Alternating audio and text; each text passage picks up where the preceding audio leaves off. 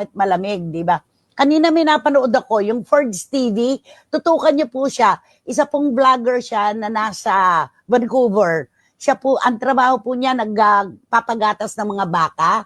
Alam Mm. mo, maiyak-iyak siya no ikinukwento niya ang Hello Love Again.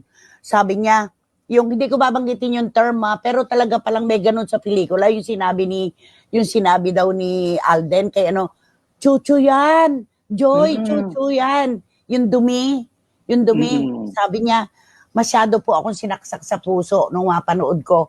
Kayo pong mga kasamahan kong OFW, panoorin po natin yung Hello Love Again.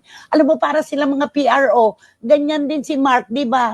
Napakatindi. Yes. Sinasaksak daw ang kanilang puso. Dahil sabi ni Purge TV, siguro po talagang pinanonood ng mga scriptwriters itong buhay namin dito sa Canada. Totoo po ang mga laman ng istorya.